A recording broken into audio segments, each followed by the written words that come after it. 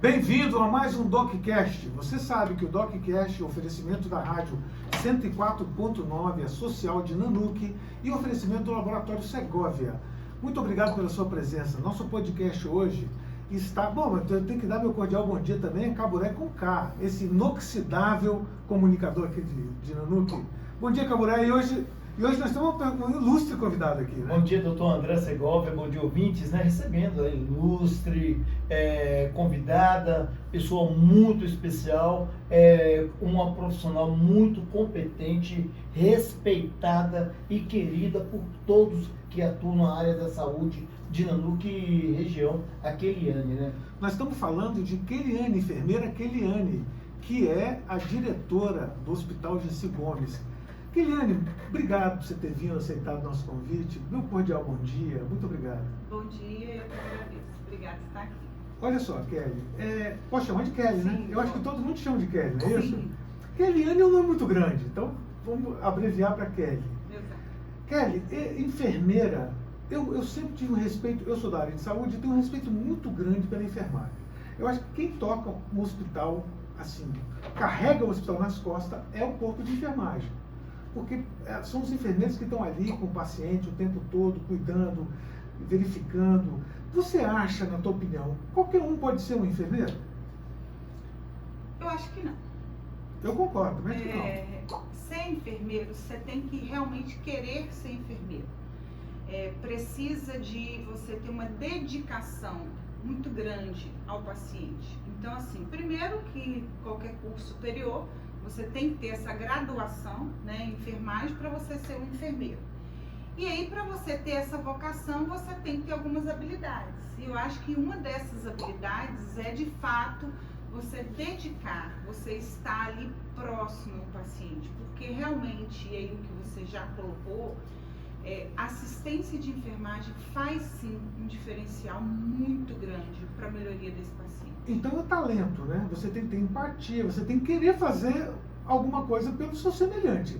Porque você ir pelo dinheiro ou pelo status de ser enfermeiro, eu acho que não rola, né? Não, para a enfermagem não. Pois é, e eu admiro muito, e eu tenho uma admiração grande pela enfermeira, pela enfermagem de uma maneira geral, que eu lembro, por exemplo, da Rainha Elizabeth, que foi motorista de ambulância na Segunda Guerra Mundial.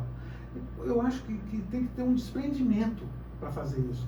Eu vejo, por exemplo, a Madame Curie, que estudou raio-x, e ela foi para a guerra também. Ela montou um aparelho de raio-x e levou esse aparelho de raio-x para a guerra. E ela salvou muitas vidas, porque a partir desse aparelho dela, muita gente parou de ser amputado desnecessariamente. Então foi um avanço muito grande. E Ana Nery, não vamos nem deixar... Ana Nery, você quer falar ou eu falo? Ô doutor, só a título de esclarecer e informar, a Keliane é enfermeira de formação, mas hoje ela ocupa o cargo de diretora administrativa do Hospital Gessi Gomes, né, doutora? Sim, já estou na gestão aí.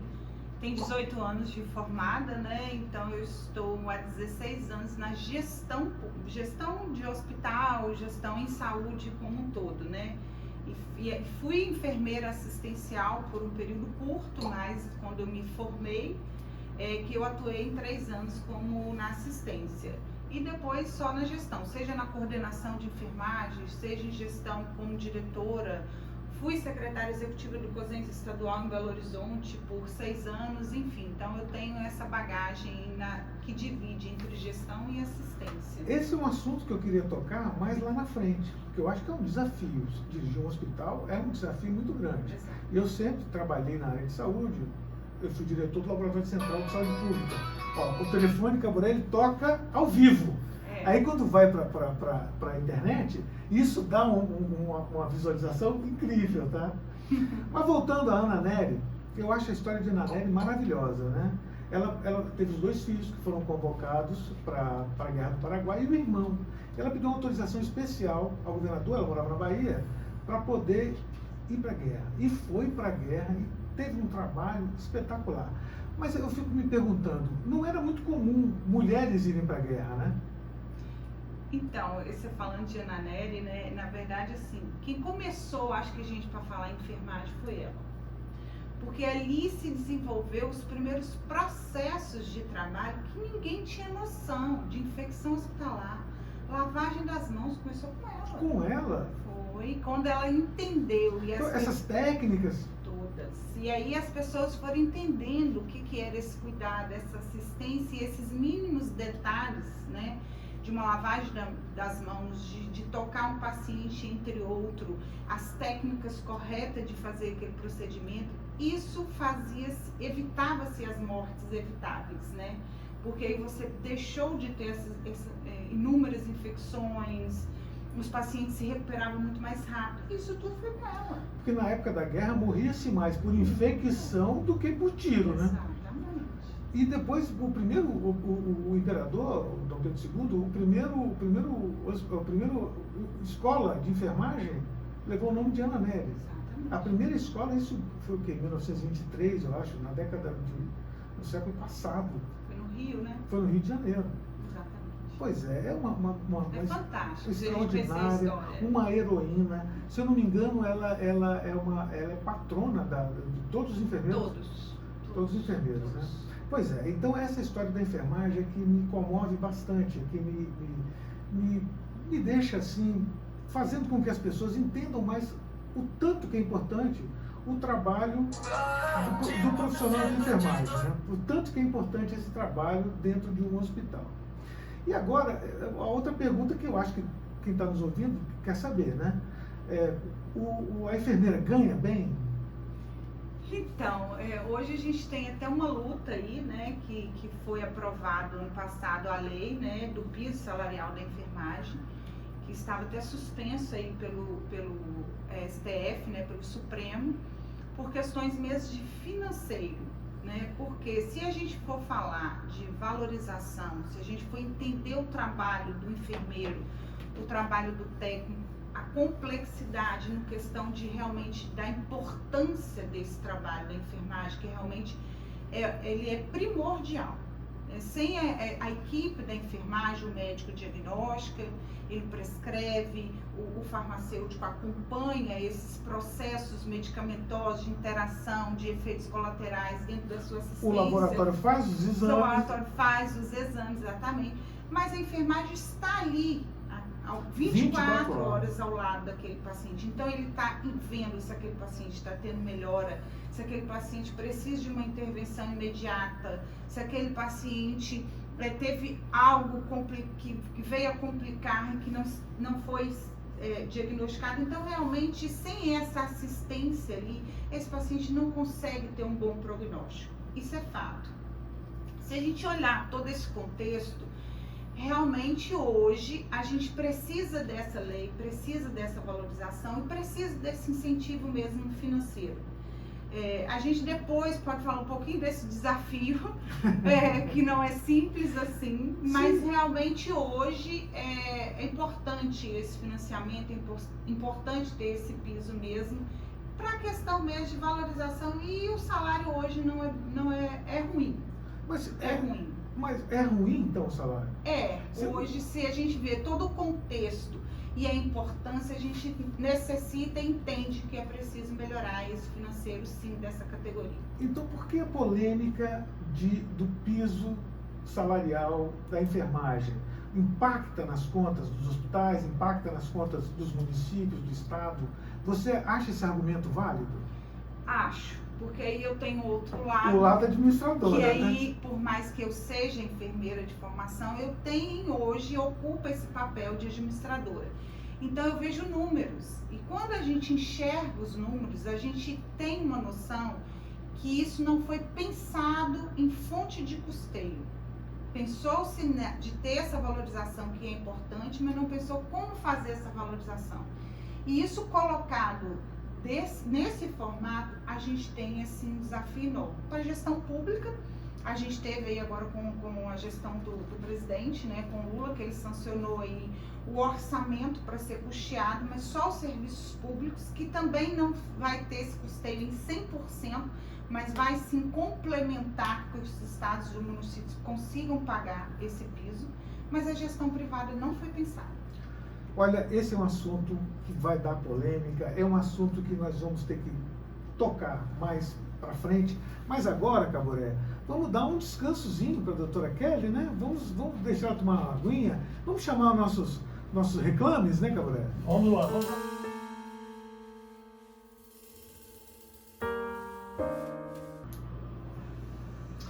Bem-vindo de novo ao segundo bloco do nosso DocCast com a doutora Kelly, a doutora Kelly, vamos chamar ela de Kelly, mais fácil, né? Nós estamos tocando no assunto do piso da enfermagem, né?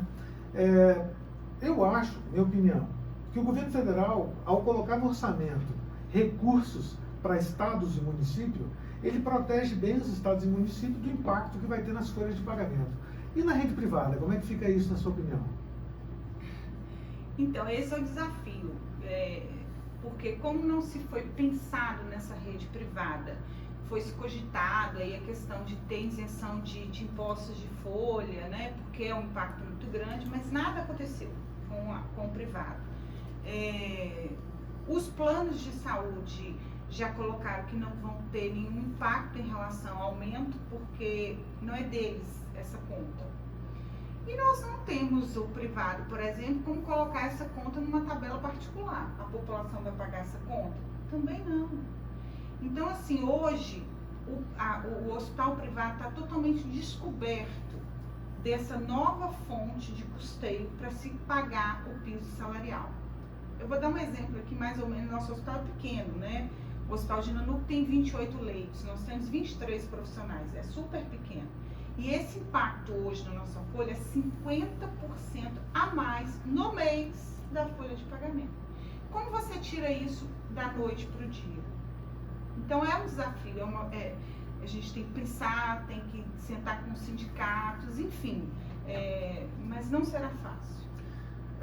Eu imagino... Bom, doutor, só para matar uma curiosidade, doutora Kelly, qual o profissional que trabalha na iniciativa privada corre o risco de perder o emprego?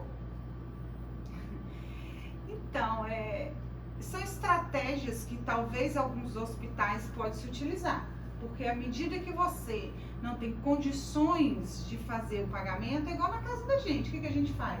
Vamos ter cortes. E cortes, às vezes, é necessário um corte pessoal, sim, para a conta se ajustar para você conseguir pagar. Mas não quer dizer que isso vai acontecer, mas é possível sim acontecer. Na minha opinião também acho que a iniciativa privada ela vai ter que dar o jeito dela, né? Exato. Mas e os governos estaduais, municipais, você acha que vão conseguir lidar com essa questão bem também? Não, eu também... Você já trabalhou como diretora do pronto-socorro. Você conhece também o serviço público. Sim, eu acredito que por mais que hoje, né, existe a fonte de custeio para os estados e municípios que não conseguem também no 100% do piso, mas ele complementa uma boa parte, e aí realmente os estados e municípios, como qualquer financiamento público, tem a sua contrapartida, ele também tem que entrar com essa contrapartida. E hoje a gente sabe que não é possível completar na sua totalidade. Então também tem o risco de muitas das vezes é necessário também alguns cortes ou algumas estratégias para conseguir chegar no final do mês e fechar essa conta. Olha, eu acho que vai ser, minha opinião, vai ser difícil, mas já superamos outras dificuldades. Já superamos a questão, Caboré, eu acho que é da época de Caboré, quando o governo federal entregou todo o Serviço Único de Saúde na mão de estados e municípios. Houve um impacto grande naquela época. Isso, o governo federal, né, como você lembrou bem, municipalizou educação, saúde e assistência social. Municipalizou, tipo assim, joga vamos dizer, vou usar a expressão, o pepino para os municípios se virarem e o governo federal ficou na zona de conforto. E essa situação, com desrespeito ao piso dos enfermeiros, para mim vai ser mais complicado ainda. É mais complicado, se a gente pegar em termos de proporção, claro que os valores, quando envolve educação, saúde, assistência social, é um volume grande. Nós estamos falando só aqui do piso salarial. Mas a doutora Kelly, colocou muito bem colocado a questão que vai ser na iniciativa privada. Vai ser um caos. Como ela falou, colocou, foi bem didática. Prefeitura, hospital, qualquer coisa, igual a casa da gente. Quando o dinheiro está faltando, o que nós temos que fazer? Cortar gastos. E saúde, doutora Kelly, é cara. Tudo na área de saúde é muito caro. Agora, eu queria saber de você, como é administrar um hospital? Como é o dia a dia de você administrar um hospital como o GECI, administrar um pronto-socorro e tendo os desafios diários de ambulância que você precisa contratar, leito que você precisa agendar, CTI que você precisa achar. Como é que é esse teu dia a dia? É bem corrido. E, na verdade, assim, a gestão hospitalar ela é muito complexa. Porque você pega todas as áreas. Você pega gestão de pessoas, você pega você pega compras, você pega aí, equipamentos, você pega custo, você tem gestão de convênio, enfim, é uma gama, né? E, ao mesmo tempo, você tem que ter os processos muito bem definidos para você conseguir fazer uma gestão hospitalar. Imagina no hospital, você tem várias categorias e aí cada um quer uma coisa. O médico saiu, por exemplo, um medicamento novo, esse médico quer, o outro quer aquele antigo, o outro fisioterapeuta quer aquele equipamento moderno, enfim. E aí, se você não tiver essa gestão muito bem pensada e planejada, eu acho que hoje os hospitais não estariam mais abertos, principalmente o privado, e que hoje eu estou, porque muitas das vezes o que a gente recebe dos convênios não fecha a conta. Muitas das vezes alguns custos, principalmente de MAT-MED, que é medicamento e insumo, não se paga. Ele é maior do que eu estou recebendo. Então, assim, são desafios diários. Então, você tem que crescer, mas ao mesmo tempo crescer com planejamento. Porque senão vai chegar um momento que você vai estar afundado em dívidas e não tem mais o que fazer, a não ser fechar as portas. Pois é, isso é uma preocupação. Ô, doutor, Nanu que viveu isso, né, essa questão hospitalar aqui, logo após a municipalização da saúde, nós tínhamos aqui o hospital, o Santa Cruz, que hoje é o hospital municipal, tinha o regional e tinha o GC. Aí, com a municipalização, implantaram o pronto-socorro e o hospital Renato Azeredo. Imediatamente o regional fechou. E eu posso dar um testemunho aqui, em Alto e Bom Som, porque eu convivi muito tempo com o doutor Armando Gomes, o doutor Nelson, e eles mantiveram o Hospital GECI Gomes por muitos anos, curtindo, bancando mesmo. Ele falava, dá prejuízo, está dando prejuízo, está dando prejuízo. É tanto que chegou um momento que eles chamaram a sociedade de Nanu para discutir, que eles não tinham mais condições de manter o Hospital GECI Gomes. Discutiu a possibilidade de criar uma fundação e discutiram vários assuntos. A sorte nossa, que juntou aí um grupo profissional da saúde, né? Acho que não vou falar que não tenho certeza, tipo uma cooperativa, que assumiram aí o Hospital GECI Gomes, que nós tivemos a felicidade de não perder o Hospital GECI Gomes. Mas eu posso dar esse testemunho que o doutor Armando Gomes, os irmãos Gomes e Nelson Gomes, eles mantiveram por muito tempo o hospital aí, dando prejuízo. Dentro dessa fala do nosso inoxidável Caboré, você acha que corre algum risco do nosso grande hospital GECI Gomes, que tem uma história aqui em Nanu, que tem dificuldades? Olha, dificuldades nós temos diário, isso é fato, né? Então, assim, igual eu coloquei, se a gente não tiver, por exemplo, nós precisamos crescer? Precisamos. Talvez chegar em um nível de alta complexidade, que hoje a gente só trabalha média, precisamos ter a quantidade de leitos maiores, que nós temos poucos leitos pela demanda, mas isso tudo tem que ser muito bem pensado. E aí, com esses desafios que estão vindo, né, que é a questão do piso, da enfermagem, hoje, se a gente não tiver alguma estratégia, eu não consigo de hoje para amanhã fazer isso acontecer. Então, assim, existem riscos. Qualquer empresa. e o hospital não está fora dela. Existe sim riscos. Mas a sociedade de Nanuque deveria se preocupar então, né? Você acha que é importante que a sociedade de Nanuque já preste atenção nessas dificuldades? O poder público municipal pode de alguma maneira contribuir para que os hospitais se mantenham? Então, são legalidades que, se para fazer qualquer parceria com gestão privada, né, você tem que não ter esse serviço dentro da sua rede, e assim você busca o filantrópico, não tendo o filantrópico, você tem o privado, que você pode sim acontecer parcerias público-privada. Então, existem condições e legalidades, né, para que isso venha acontecer. E são coisas que eu acho que daqui para frente tem que de repente se juntar forças e ser pensado. Eu concordo com você. Eu acho que é o momento, antes que aconteça o pior, é o momento da sociedade ficar atenta que podemos ter dificuldades grandes na área de saúde. Essa é uma opinião que eu compartilho com o Caburé e com você também. Agora, na época da pandemia, quando você enfrentou a pandemia, você tinha também uma dificuldade muito grande. Ou você passou a pandemia e conseguiu fazer a gestão da pandemia? Você estava no pronto-socorro ou já estava no GSI? Não, na época da pandemia eu estava no pronto-socorro. Eu passei, né, o período da pandemia no Hospital Renata Zeredo, né? E muito difícil. Por quê? Primeiro que era tudo muito novo, assustador para todo mundo, e a gente sem capacidade instalada. Nós não tínhamos leitos de UTI, a gente não tinha no hospital leitos de suporte avançado já instalado para de imediato.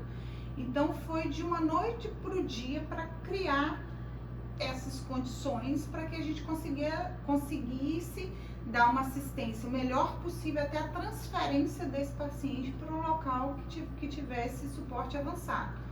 E a gente criou-se dentro do pronto-socorro e eu sentei junto com o coordenador de enfermagem, que até hoje está comigo lá no GSI, que é o Maicon, e a gente pensou em vamos fazer assim.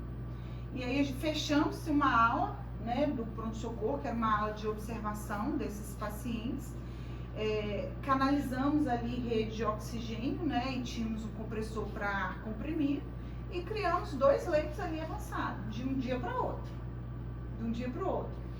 E fizemos fluxo de entrada e saída para você não ter esse cruzamento. Pegamos uma equipe de enfermeiros, de técnicos, e falou: agora vocês só vão ficar aí dentro. Colocamos uma geladeira, colocamos um micro-ondas, e aquela equipe ficava ali. E aí você tinha o psicológico daquela equipe que a gente tinha que trabalhar. Ao mesmo tempo a gente sabia daqueles riscos, mas a gente tinha que tentar amenizar aquele sofrimento para eles conseguirem dar assistência àquelas pessoas que chegavam, que era desesperador no primeiro momento, porque a gente não sabia, os médicos não sabiam vamos tratar como, de que maneira. A gente teve um viés muito grande, e inclusive político, dentro dessa assistência aí, de um lado de hidroxicloroquina e do outro não, e de pirona, enfim, esses 2 viés, vamos chamar bem assim. E as pessoas, muitas das vezes, chegavam falando e em algum momento, rapidamente, já estava em óbito. Então, foi muito difícil, gente, para todo mundo.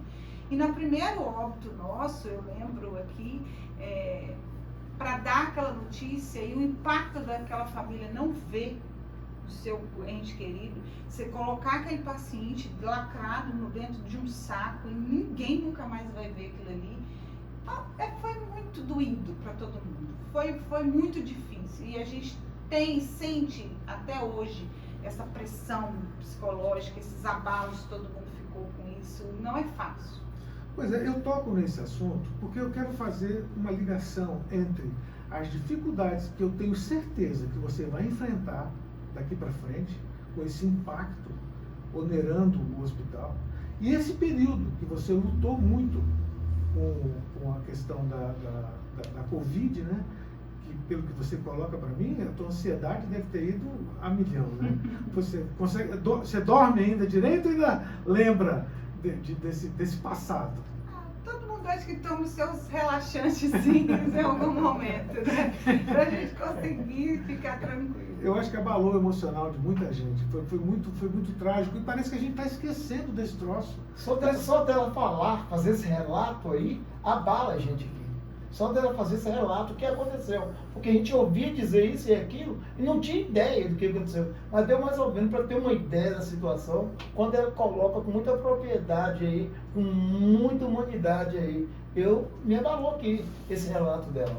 Muito bem, nós vamos continuar esse assunto, mas no próximo bloco, viu, Caboré? Porque o assunto com a doutora Kelly não acaba. E é um assunto bastante interessante, mas nós temos que dar uma pausa para tomar uma água, né? Claro.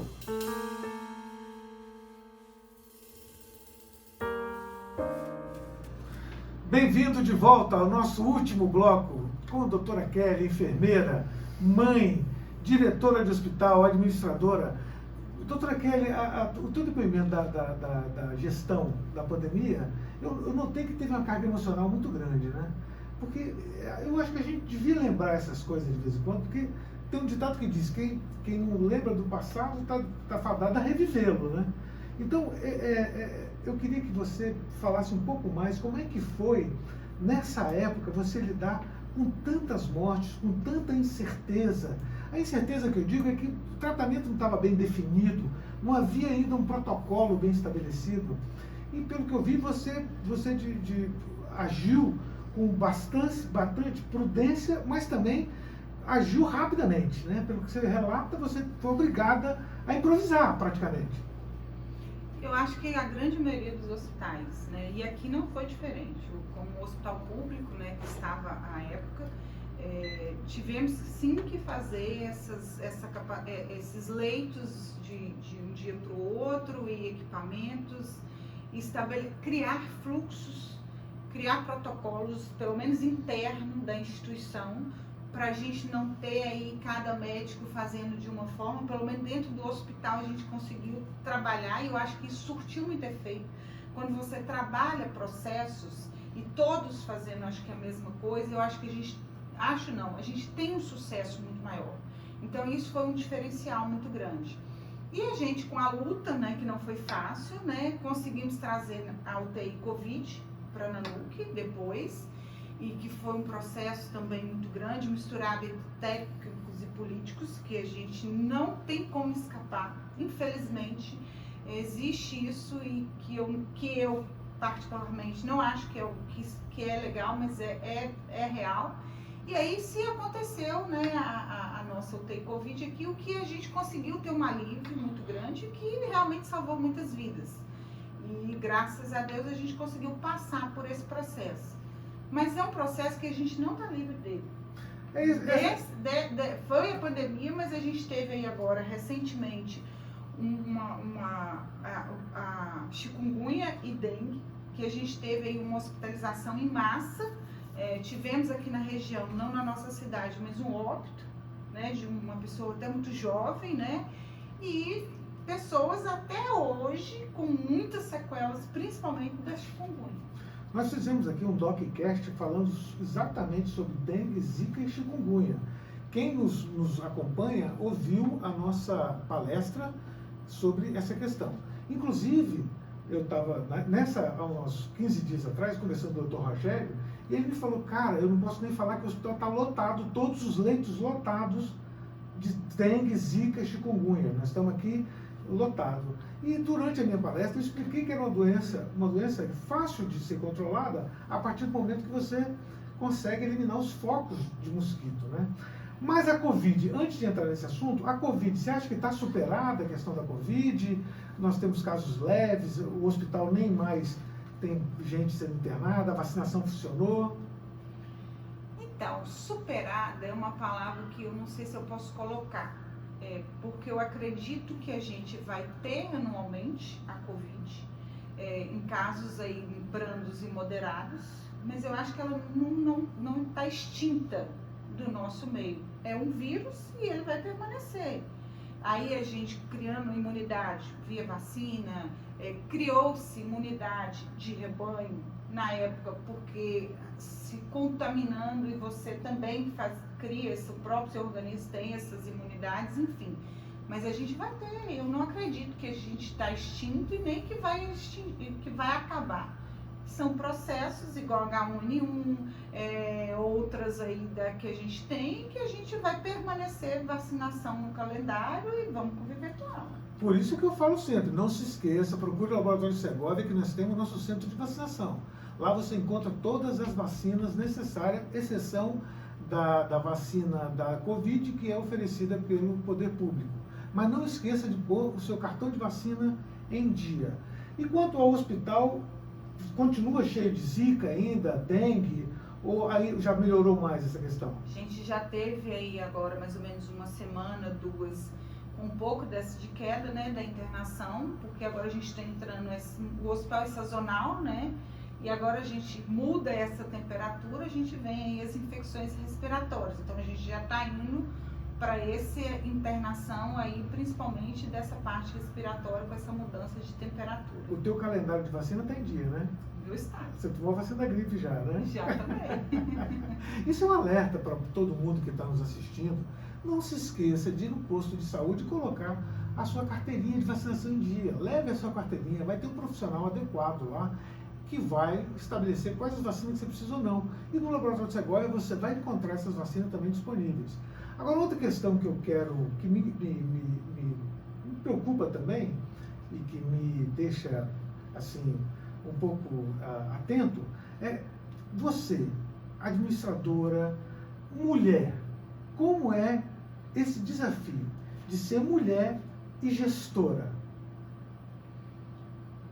Eu acho que é como qualquer mulher, né? Assim, ser gestora de um hospital, por mais que é um hospital pequeno, mas a responsabilidade é imensa. Ser mãe, ser mulher, esposa. É dupla ou tripla jornada de trabalho? Eu acho que é muito mais do que isso. Então, assim, dar conta disso tudo não é fácil. Não é fácil. E por mais que a gente tenha aí, trabalha fora, mas a gente não deixa nunca essa responsabilidade do lar. Então, querendo ou não, a gente tem aquela obrigação. Você tem obrigação com o filho, você tem obrigação com o marido. E a mulher, ela consegue, querendo ou não, desculpa, não estou falando dos homens, mas eu acho que ela consegue ter mais essa dinâmica, essa proatividade de conseguir isso tudo. Mas isso também, se ela não parar para olhar para ela vai chegar um momento de estafa muito grande. Então, você tem que ter equilíbrio em todas as áreas, em tudo que você vai fazer na sua vida. Não, quando você fala assim, eu lembro de uma palestra do pastor Cláudio Duarte, que ele fala o seguinte, que o homem é a caixa do nada, né? O homem está lá olhando a televisão lá, e você pergunta, você está fazendo o que? Nada. Mas ele é nada, literalmente nada. Agora a mulher não. O cérebro da mulher é um fio desencapado. Ao mesmo tempo que ela está falando no telefone, ela está mexendo a panela, já está pensando no almoço do outro dia. É assim mesmo que você funciona? Assim, é assim. Não, a mulher funciona desse jeito. Ela faz tudo ao mesmo tempo. E ela consegue fazer gestão disso, tudo junto. É o filho que ela tem que levar para a escola, é lá que ela já sabe que ela tem uma reunião, é o marido que ela já pensou que tem que fazer alguma coisa para deixar pronto, e tem a roupa que tem que colocar na máquina, tudo ao mesmo tempo. Isso consegue fazer essa gestão. Nós estamos longe, viu? As mulheres estão bem superiores a nós. Mas em algum momento você achou que você teve alguma discriminação por ser gestora, diretora? Você achou que em algum momento você teve esse problema de ser discriminada como mulher? Olha, é um assunto, eu não vou falar discriminada como mulher, talvez isso não, mas discriminada de ser uma profissional da enfermagem e assumir uma gestão hospitalar, já tive sim. É mesmo? Já. Infelizmente, a gente tem uma cultura que quem eram os diretores de hospital, quem eram os secretários de saúde, só poderiam ser médicos. E isso é cultural. Não, as pessoas que eram ali médicos da prática, e aí as pessoas, ele que entende de saúde. Então, quando eu cheguei até aqui, com esse episódio, eu assumi essa gestão hospitalar, e muitas das vezes alguns médicos não conseguiam, mas uma enfermeira me delegando ordem, E aí você tem sim essa discriminação, você tem que saber levar isso, eles entenderem que não é um enfermeiro, é uma gestão, você tem muito mais que aquela bagagem assistencial. Então existe sim. Não vou falar que não, tem sim. Nós estamos avançando, Caboré, com essa questão, mas ainda deixamos muito a desejar em termos da participação feminina na liderança de empresas, lideranças de gestão mesmo. Eu acho que os diretores de empresa, a maioria, se eu não me engano, a última pesquisa, são a maioria homens, né? Mas eu já tive mulheres chefes, minhas chefes, e sempre achei que a liderança delas era muito afetuosa. É uma liderança afetuosa, não é as lideranças de homem. É uma liderança que sabe lidar com os egos. Na área de saúde, os egos são muito grandes. São. Nós temos aí, todo mundo tem sua vaidade, né? Mas eu acho que na área de saúde, me parece que a vaidade é maior, né? E acaba por também ser bem cultural do médico, né? Médico e enfermeiros também. Mas acaba que a classe médica em si, ela traz com ela essa vaidade maior. A classe da enfermagem, os enfermeiros têm alguns, mas ele não é tão aguçado assim. E aí e outros profissionais dentro da categoria. Então, lidar com essas vaidades também é uma gestão de pessoas. Então, é um desafio também muito grande. Eu acho que a gestão de pessoas acaba sendo muito difícil. Você lidar com as pessoas é muito difícil. Cada pessoa tem um posicionamento, todo mundo quer alguma coisa, todo mundo nunca está satisfeito. Eu acho que se a gente conseguir fazer gestão de pessoas, a gente está 50% já meio caminho andado. Ou talvez até mais. Eu acho que eu vou jogar isso para 70%. Se a gente conseguir fazer gestão de pessoas, a gente tem um sucesso enorme dentro de uma empresa. E o teu tempo? Como é que você administra o seu tempo? Você consegue ter tempo em casa para o marido, para os filhos? Ou você leva o trabalho para casa? Eu levo. Poucas vezes, porque realmente eu tenho me trabalhado essa organização e essa disciplina. Então, poucas vezes, mas ainda assim, algumas vezes eu levo. Mas eu consigo. Eu vou à academia, eu trabalho, eu chego em casa, eu dou comida ao meu filho, eu levo para a escola, eu vou no beach tênis à noite. Então, assim, eu consigo fazer essa gestão desse tempo, sim.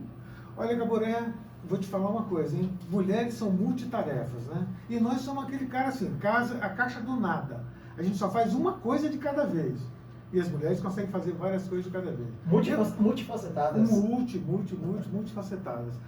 Olha aqui, eu acho que nosso programa está quase chegando ao fim, mas ainda temos uma última pergunta para a doutora Kelly. Se ela já sentou para se planejar para enfrentar esse novo desafio, que é o custo do Hospital Gessi Gomes. E a preocupação, que eu acho que de todo mundo, volto a perguntar, o Gessi Gomes corre um risco? Olha, como isso foi, foi ontem, exatamente ontem, né? Essa suspensão para a lei voltar a estar em vigor. Então, isso está sendo muito discutido, né, pela Associação Hospitalar de Minas Gerais. Hoje, agora, às 12 horas, inclusive, tem essa reunião nacional com todos esses sindicatos, né, das organizações aí de entidades de saúde, para que se pense nessa estratégia coletiva para o enfrentamento desse desafio. Por quê? O Gessi Gomes vai ter dificuldade? Vai. Mas tem outros, e aí a gente tem uma gama de hospitais maiores e que são 100% privado, que são impactos de 1 milhão mês na folha. E ele também, por ser enorme, ele também vai ter essa mesma dificuldade que a nossa. Então, isso está sendo tratado no mutirão, hoje, agora, às 12 horas em Brasília, para se pensar em algumas saídas emergenciais para que a gente consiga avançar ou de que forma vai se avançar. Eu não tenho hoje uma resposta para te dar neste momento, porque é muito obscuro isso ainda. Muito bem, nós estamos chegando ao final do nosso programa, com a presença de doutora Kelly, que eu acho que foi bastante instrutivo. Quem ouviu esse programa ficou sabendo de algumas coisas que normalmente não ficaria sabendo se não fosse pelo DocCast. Doutora Kelly, o microfone da Rádio Social 104.9 está à sua disposição para fazer uma sua consideração final. Eu queria agradecer o convite e já vim aqui outras vezes, né, Caburé, em alguns outros momentos. Eu acho que esse momento aqui é muito gratificante, porque as pessoas sabem o que se passa por trás desses bastidores, a gente pode falar um pouco do nosso dia a dia e também incentivar outras pessoas aos seus desafios que todo mundo tem, não vai deixar de ter e todo mundo vai conseguir superar, igual já falou, já superamos tantas coisas. Eu acho que esse vai ser mais um que a gente vai conseguir. Eu acho que é ter discernimento, discussão, diálogo, parcerias, e eu acho que a gente chega onde tem que chegar. Muito obrigado, doutora Kelly, pela sua presença aqui no nosso programa. Eu é que agradeço os seus esclarecimentos e a sua boa vontade. A 104.9 eu agradeço pelos estúdios e ao Laboratório Segovia pelo patrocínio. Um bom dia para todos vocês que estão nos escutando.